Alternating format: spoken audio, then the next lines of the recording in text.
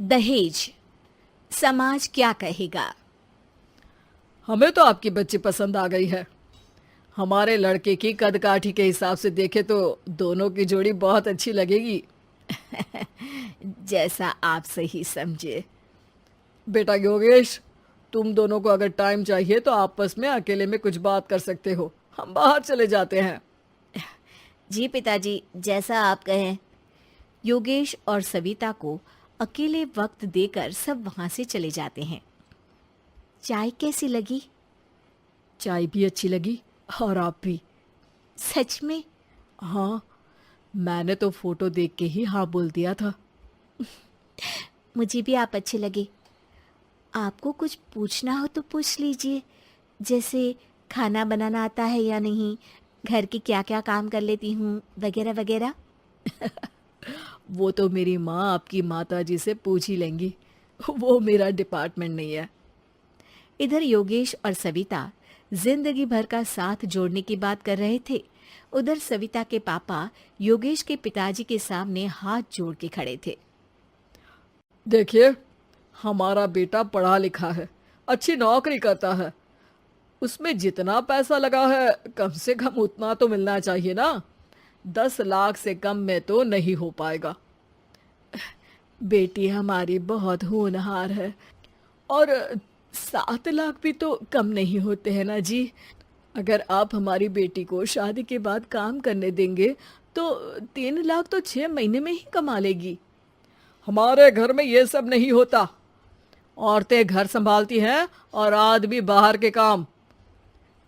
जरा मेरी बात तो समझिए। एक कार देने के बाद 10 लाख रुपए नगद देने में हमारी कमर टूट जाएगी। और इसके अलावा टीवी फ्रिज तो देना ही पड़ेगा।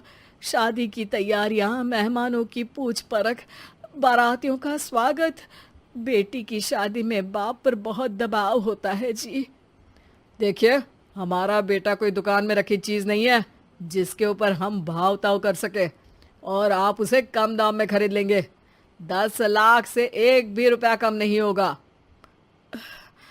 ठीक है, जैसा आप कहे जी, पर आधा पैसा अभी और आधा कन्यादान के वक्त दे देंगे। अरे, इसमें भी किश्त मांग रहे हैं आप? हमने तो सोचा था कि अच्छा परिवार होगा आपका। अच्छा ही परिवार है देवनाथ जी, पर पैसों की थोड़ी तंगी है ना, वरना सब ठीक ही है हमारे परिवार में जी। देवनाथ वहां से अपने बेटे योगेश को लेकर चले जाते हैं और कुंडली मिलवाई जाती है। 36 में से 32 गुण मिलते हैं। जल्दी शादी का मुहूर्त भी निकल आता है। अब कन्या को बुलाइए। आओ बेटी, यहाँ बैठो, योगेश की बाई और। मंत्रोच्चार शुरू करते हैं। मंगलम भगवान विष्णु मंगलम गरुड़ध्वजा मंगलम। सविता के पापा सविता और योगेश के बीच में जाकर बैठ जाते हैं। बेटी, तेरी माँ को यहाँ बैठना था, पर तेरी विदाई नहीं देखना चाहती होगी शायद, इसीलिए पहले ही चली गई। बाबा, हंसी खुशी का माहौल है, रोने का समय तो विदाई के वक्त होता है ना, तब ये इमोशनल अत्याचार कर लेना। अभी तो मुस्कुराइए, कैमरा आसपास ही है। तभी पीछे योगेश के पिताजी आ जाते हैं। अभी तक पैसे नहीं आए आपके यहाँ से? उठा लूं क्या बेटे को? आते ही होंगे, मैंने अपने छोटे भाई को व्यवस्था करने के लिए कह दिया था। अरे तो जल्दी कराइए ना, वरना देर हो जाएगी। समझ रहे हो ना आप? योगेश और सविता दोनों एक दूसरे की तरफ देखते हैं। सविता चाहती है कि योगेश कुछ बोले, पर योगेश अपना मुंह दूसरी तरफ फेर लेता है। पापा, कितने पैसे की बात की है आपने? अरे बेटी, तुझे इससे क्या मतलब? मेरी डील की है ना, तो मुझे तो पता ही होना चाहिए। कन्यादान की विधि शुरू करेंगे। तभी योगेश के पिता वापस वहां आ जाते हैं। पैसे देते हैं या बेटे को उठवा लूं? मैं आपके हाथ जोड़ता हूँ जी, थोड़ा सा इंतजार कर लीजिए। देवनाथ वहां से चले जाते हैं। तुम अपने पिताजी से कुछ कहते क्यों नहीं? उनके सामने कोई आवाज नहीं उठाता। ऐसा नहीं है, कोई तो उठाएगा ही। तभी वहां सविता के चाचा एक बैग लेकर आते हैं और सविता के पापा को देते हुए कहते हैं, 9 लाख ही हुए। आत्माराम इशारा करके योगेश के पिता को वहां बुलाते हैं। क्या? सिर्फ 9 लाख? बाकी 1 लाख कहाँ है? नहीं हो पाए जी, शादी के बाद कर देंगे। अरे आप बात से पलट रहे हैं। जल्दी से अभी के अभी पूरे पैसे लाइए, वरना बेटे को उठाऊं क्या? देखिए मैं आपके पाँव पड़ता हूँ। रुक जाइए पापा, रिश्ते हाथ पकड़कर जोड़े जाते हैं, पांव पकड़कर नहीं। बेटी तू चुप रह।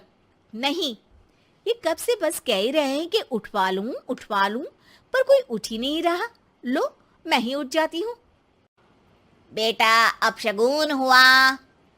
दहेज लेना सबसे बड़ा अपशगुन है, पाप है, पाखंड है। और योगेश, तुम्हें मैं पसंद हूँ तो कुछ बोलते क्यों नहीं? और तुम्हारे पिताजी, अरे देवनाथ जी, आपके नाम में ही बस देव है, काम तो आपके असुरों जैसे हैं। पर गलती आपकी नहीं, गलती मेरे पिताजी की है, जो आप जैसे लोगों को घर की दहलीज भी चढ़ने देते हैं। लेकिन एक बात साफ है, मैं आपके घर की दहलीज कभी नहीं चढ़ूंगी। अरे बेटा, समाज क्या कहेगा? यही कहेगा कि सविता के भीतर की माँ दुर्गा जाग गई थी, जिसने पापा के खिलाफ, गलत के खिलाफ आवाज उठाई। आसपास के लोगों ने जोरदार तालियां बजाई। समाज की तालियों से पता चला कि समाज क्या कहेगा। समाज ने सविता की बात को स्वीकार भी किया और उसको अपने सर आंखों पर भी बिठा लिया। सविता के पिता में हिम्मत जागी और उन्होंने कहा, देवनाथ जी, आप कह रहे थे ना बेटे को उठा लूं क्या? उठा लीजिए।